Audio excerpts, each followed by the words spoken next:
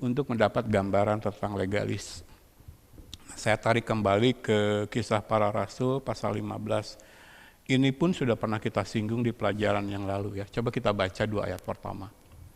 Kisah Rasul 15 ayat 1 dan 2. Beberapa orang datang dari Yudea ke Antioquia dan mengajarkan kepada saudara-saudara di situ, jikalau kamu tidak disunat menurut adat istiadat yang diwariskan oleh Musa, kamu tidak dapat diselamatkan.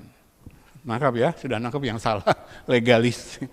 Jadi di ayat yang pertama dikatakan ada orang mengajarkan bahwa untuk bisa selamat seorang harus disunat ya.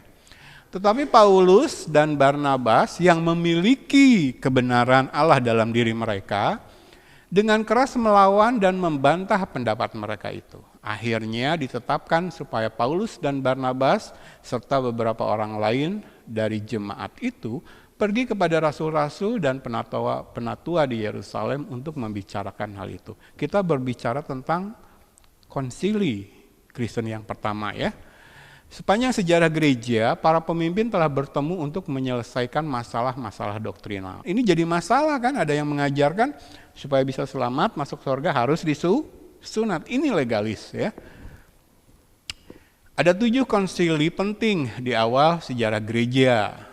Tapi yang terpenting yang tercatat adalah konsili Nisea dan konsili Kalsedon ya. 325 Masehi dan 451 Masehi. Ini 2 di antara 7 konsili di awal gereja. Namun konsili yang terpenting adalah yang pertama di Yerusalem ini ya, yang dicatat dalam Kisah Para Rasul pasal 15. Mengapa terpenting konsili pertama di Yerusalem ini? Karena di sana diteguhkan jawaban atas pertanyaan doktrinal terpenting. Apakah yang harus seorang manusia lakukan supaya diselamatkan? Ini dijawab dalam konsili yang pertama di Yerusalem ini ya. Para rasul dan pemimpin saat itu sepakat menentang segala upaya legalistis dan ritualistis sebagai prasyarat yang diperlukan untuk memperoleh keselamatan. Mereka sepakat menegaskan bahwa keselamatan adalah sepenuhnya oleh kasih karunia melalui iman kepada Kristus. Atau dalam bahasa Efesus pasal 2, sepenuhnya pemberian Allah. Jemaat silahkan baca Kisah Rasul 15 secara lengkap.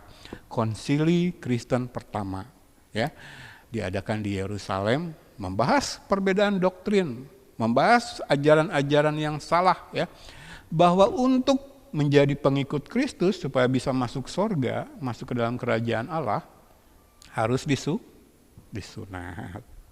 Sunat itu Taurat, bagian dari perjanjian lama. Tidak lagi menjadi syarat. Ya. Jadi bukan sunat jasmani lagi kalau perjanjian baru, tapi sunat rohani. Apa itu sunat rohani? Kita sudah belajar ya. Jemaat masih ingat sunat rohani? Yang dipotong itu bukan bagian dari badan jasmani kita kalau sunat hati, tetapi pengudusan. Ya. Pikiran, sikap hidup, ucapan, perbuatan yang masih salah, yang masih dosa, ditinggalkan. Itu sunat hati. Merelakan hidup kita dikuduskan, diproses oleh kebenaran firman dan Roh Kudus, dibenarkan. Kan? Segala tulisan yang diilhamkan Allah bermanfaat untuk mengajar, menyatakan kesalahan, mengoreksi, memperbaiki kelakuan, mendidik orang dalam kebenaran. Jadi itu sunat dalam perjanjian baru, bukan lahiriah lagi. Maka ketika ada yang mengajarkan supaya bisa selamat harus disunat, itu legalis tampak luar.